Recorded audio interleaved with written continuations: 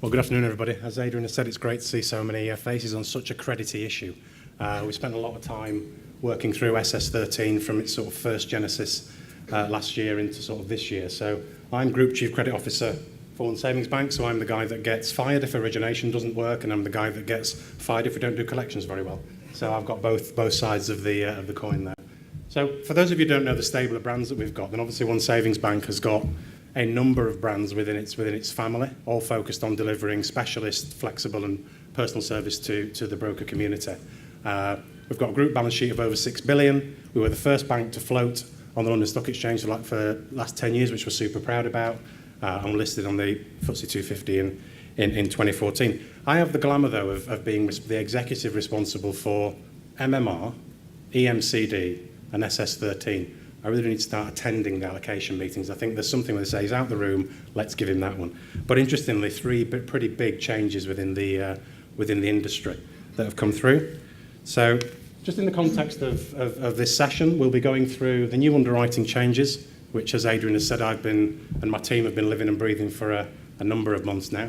The portfolio assessment and validation, the submission platform. I won't talk too much about the eTech solution because there will be a session on that, so I don't want to go too much into a lot of detail on that, but that has been a pretty deep, agile development that we've been doing with those guys.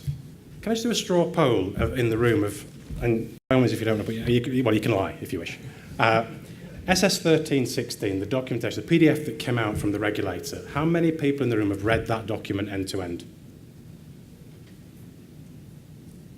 Okay, interesting. Because I do think it is probably one of the easiest documents to read as a regulatory text, because it is relatively straightforward in its design of the information. And what you just said there actually is not dissimilar to the sort of the situation we've got here. So we did a broker census. So have you heard of the changes? No, I've not heard of them. Yes, I've heard of them, but don't understand. Yes, I've heard, but 46% of the people in the census basically hadn't really heard too much about or done too much with the SS13 changes, which if I look at the big things that have happened in this industry over the last X number of years, this is probably one of the biggest in the context of the SS changes. When you add in tax, stamp duty, this, and then the ICR and the stress that came in last year, it is a reasonably big change in the context of the journey for buy-to-let customers. So I think what we see as a business is that we want to keep you informed of how things develop, and we can see from the sort of attendance today that it is a super interesting subject in the context of how you deal with your customers going forward. So we want to keep you informed now and as things develop, because I do think that, I mean, I've spoken to probably 20 PRA risk specialists over the last 2 to 3 years over the buy-to-let market, what's doing, how's it sort of moving and shaking. And I do think SS13 will be the same thing, mainly I think from a documentation point of view, because we're already seeing different interpretations of how the documentation should be applied, where does the portfolio landlord kick in, where doesn't it? I think some of those are reasonably prescriptive, but we are seeing a slight divergence with some lenders, and I'm talking about FCA and PRA lenders as opposed to the guys that don't have the PRA, because obviously those guys are at the moment ploughing their own furrow, as we've seen. So I think in the context of the journey and the approach that we took, it would have been very easy for me to lock myself away with my credit guys and basically just come up with a solution for the bank, irrespective of how that journey fell for brokers. But we basically sort of started with the end in mind, which is, how does the journey work? How will this look and feel for brokers when this thing comes into play? So when you look at the regulations, how will it feel? So we looked at the initial things we're talking to. I was slightly agnostic on the forms. So the forms themselves for me, I need to get that information in to be able to assess it within the bank. But actually, what works really well for the broker community is something that we really wanted to push hard. So we spent time going out there talking to people about, okay, what does good look like from a portfolio assessment form? What does good look like from a cash flow assessment? That kind of stuff. So we looked at the different forms and worked closely with partners to design those. We then said, okay, well, it's all right to get the forms in, but then from a data perspective, if it's going to take a fortnight, so if let's say someone's got a portfolio of 100 cases, you're dropping that portfolio in, how do you assess that quickly?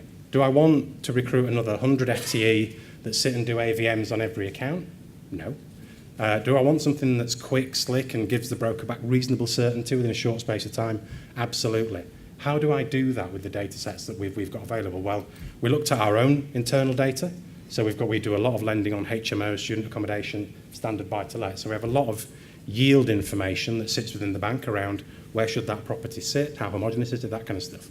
But that wasn't deep enough. So we went to the AVM providers and we talked to them about, okay, well, how can we get a data set that's going to be enabled quickly for us to deliver this piece of work? So we sat down with Rightmove, and we now have access to a circa 29 million property record that give us rent. It will give us market rent and capital value on all the properties in that portfolio. So when we ping it in to the system, it gives us back a reasonably quick response. Some of it's modelled, some of it's actual. But again, the whole thing was about how can we ensure that at these different points in the journey, we're looking at speed and experience. So, and I think then with the assessment at the end, it was about we need to look at this in a pragmatic way from an underwriting point of view. When the cases come in, if it is a lower ICR on the stress, then we need to start thinking about how do we deal with that account? What value does the supporting information have? So there will be a heavy dose of pragmatism. We're a specialist buy-to-let lender. That's what we do. We're not looking to do less buy-to-let in the context of these changes. So we want to look at how we can enable that going forward. So I think in the context of this slide, what a broker sees as the biggest barrier to growth of their business for the next year. And if you look at that, almost the biggest one, I mean, if you take increased admin and the implementation of the PRA rules, then you do have a situation where, in effect, lenders need to make that process, I think, as easy as possible. Within reason, obviously, we've got regulatory issues that we've all got to deal with, manage and administer, but it is about making that process, as I said, about the journey that we've gone, and it's about making that process as easy as possible. So from an approach point of view, what we have done is we've always lent to portfolio landlords. It's something that Kent Reliance, Interbay have. We've got a strong presence in those markets. We like them. We're not going to shy away from that. We see it as a big part of our offering to market. I think scrutiny on certain elements of loan affordability helps sustainability. I'm not sure if 4 is the right number, if I'm honest, 4 or more mortgage properties. I think there's a lot of debate. If you look at the average UK, I think the average is about 6 or 7. So you would have thought it may have been slightly higher, but the PRA have come out with a view that 4 is the number. So to a degree, we are stuck with that number. We do recognise there is extra admin, whether we all like it or not. Our underwriting shop needs to do more, and you as the broker community will need to do more in the context of data and information capture. But we want to ensure that in the transition from one to the other, that we're giving you as many tools as possible to enable that. So to a degree, from a portfolio point of view, it's business as usual for us, but there are new challenges, definitely for you in the context of the sort of the relationship with your customer and the level of detail that you'll need to get from your client. So if we take the specific rules, which I know are super exciting, so I don't know how I make this section sexy, I don't think I can, so it's borrowers with 4 or more distinct properties. So that is what the rule is. I don't think there's any way of deviating from that. I have seen some lenders come out with a number that's different to that, and I don't know how they've done that.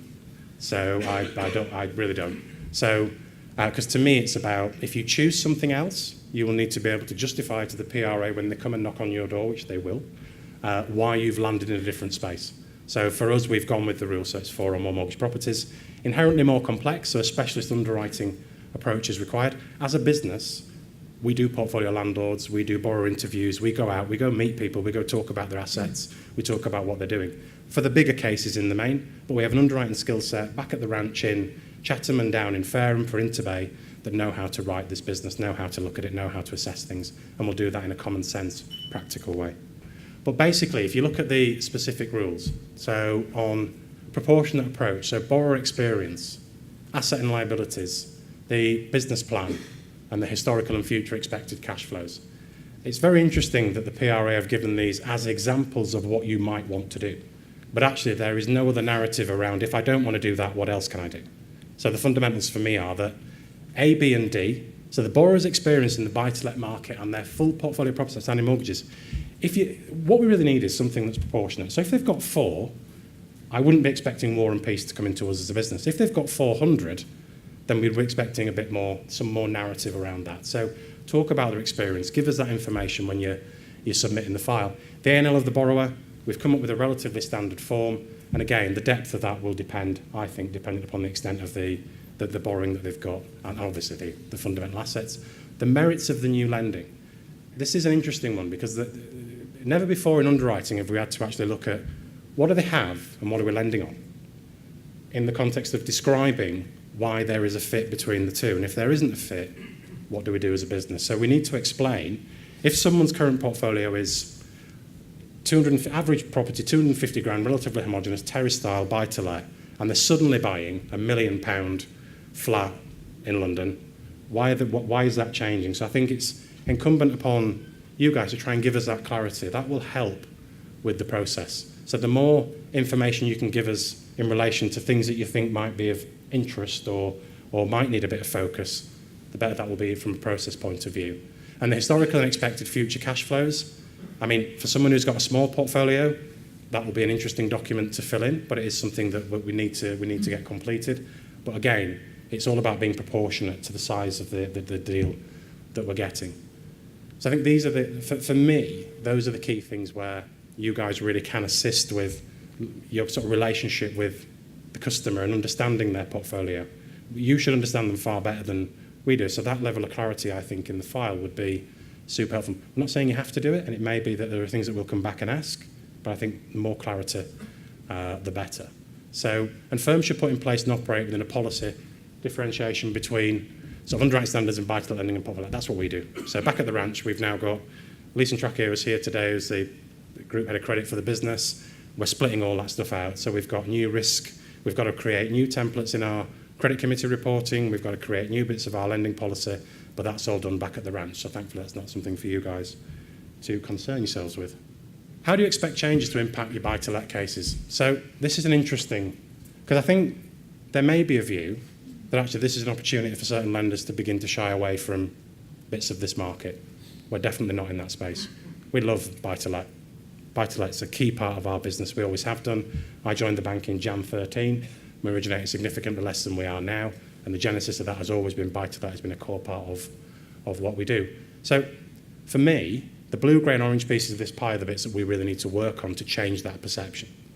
So I know there's a few blue bits, but the blue bits in particular are the orange bit.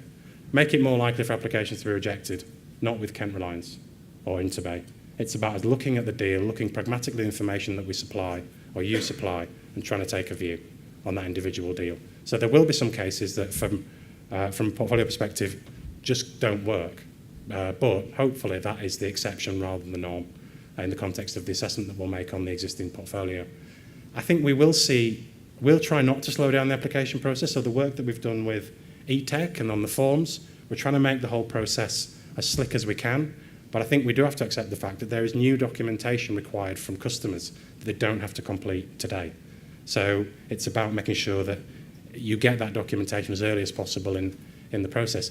And I think it does create new opportunities. I don't know how you manage your relationship with your clients, but to me it moves you into more of a partnership rather than a transactional relationship. So instead of it being an individual case, which obviously is the way it's to a degree can flow today, you end up in that relationship piece where I need to understand more about your whole portfolio, your assets and liabilities, your cash flow, in order to then get you the best deal with the best lender. So it maybe moves the dynamic a little bit, but it is about us working with you guys to try and change that perception as much as we can. So our proposition, minimum level 125. So we have set it out. I mean, that is in effect where the PRA have come in as their minimum level in a lot of the SS documentation that's around. The thing I would say is, though, don't use that as the bottom gate. If you have borrowers that have got super low loan to value, lots of exit on their portfolio, they could do other things. We will look at sub 125 cases, but it will very much be on a case specific basis. So it's not a one size fits all approach. And there will be an element of we need to see what sort of comes through over time. We have tested, and the portfolio ICR, we've stressed at 5. I'm not lending on that portfolio. I'm looking at the portfolio in the context of, do I believe it will stand up to a reasonable stress over time? But I'm not actually, so I don't have to apply the 5.5, which obviously is the new origination. So we've gone for the 5% and 125, but with some flexibility built into the process for individual cases where we see other information. For example, someone might be raising capital now to extend their portfolio, and they may be selling out elements of their portfolio that in effect change the dynamic. So it is about us understanding that in the context of the deal. So from a proposition point of view, we feel we've come up with something that is eminently compliant, but should hopefully enable us to deliver a reasonable solution to you guys to enable your clients. So we have worked really closely with, I need to get close to that, with eTech. So, and Jim and Mark will go through that, but it was quite an agile development because it was basically one of the things where eTech had a great idea with regards to a tool that was supported on the top of their valuation, the hub that they use today. We've seen that, we've worked with them, we've had people on site every week with them to help build out that tool. And I think it's, when you look at it, if you get time to go and see it and get it demonstrated, we think it's a really slick piece of kit that enables fast, the chunky bit, which is the portfolio assessment, in, effective, quick. So we think that's strong. New forms, again, the forms have been developed through consultation with the market. So we've tried to ensure that it isn't the credit guys sat in a dark room just coming up with a form that they think will work. It's a lot of work with sales and the guys to deliver on that. So easy to see. I won't go into that in too much detail, but again, partnership, it's straightforward, does the stress, links to an AVM pot, comes back to us. We get that as part of the underwrite. And obviously that part won't drop in until the rest of the case comes in, but that part of the process is pretty quick. We put a 250 property portfolio through it as a test, and I think it took, how long did it take? About 10 seconds. Yeah, to fire through. And it came back with the AVM, the market rent, capital values against all of our outlined stresses, etc. In a really short space of time, it's back into the ranch. So again, so that bit hopefully won't result in us having to say, do you know what, I need to get 74 people to put that portfolio in, do 50 AVMs, because it basically just fires it through the kit. The checklist and forms are all there. We've tried to make them as straightforward as possible. So the business plan, so you've got the personal, the asset and liability, the business plan, and the third one, the cash flow forecast. Very clear that was. So, but again, trying to come up with forms that we believe work from a user-friendly perspective. And and I would hope that the format of them is things that you've seen in the market, or are things that, from a consistency point of view, aren't sort of new news, but they are new news in the context of the underwrite, obviously for 4 or more properties. So we'll try and keep all of our communication sort of detailed, professional, and factual. We want to maintain that approach as a business. So we're giving you things that actually add value and actually make, hopefully, journeys easier going forward. So I think in conclusion, I mean, the regulation is what it is in the context of where we've landed. 4 or more properties is going to be where we are. So I don't think that will change in the short term. We try to communicate as much as we can. When we've hit a point where we believe there's something worth communicating, we've come out to market with that and told you guys where we sit. The broker portfolio bit and the submission, I think it'll be interesting for you, if you haven't seen it already, if you didn't see it when you were at the FSE, I think a couple of weeks ago, then it'll be interesting to have a look at that. Partnered with eTech on the IT solution, which I've mentioned. The data that we're getting from a market data point of view, I think, is a big win for us. And we also have access to a lot of internal data as well around the portfolio that we also lend on. So the properties that we've lent on before, we can look at if it's a HMO or a student accommodation. The things that AVMs don't work very well on, we've got data in the background that will help us with yield, with other information that will help us assess that. Training brokers ahead of the portal going live and providing supporting material. So it was a bit of a whistle-stop tour around SS13. But I hope that gives a reasonable scene set as to where we've landed. And I just want to make it clear that we are, as I said, we are a buy-to-let focused business that are working hard to make sure we get this journey as straightforward as possible in what is obviously new news for the market from 1st of October. Okay, thank you.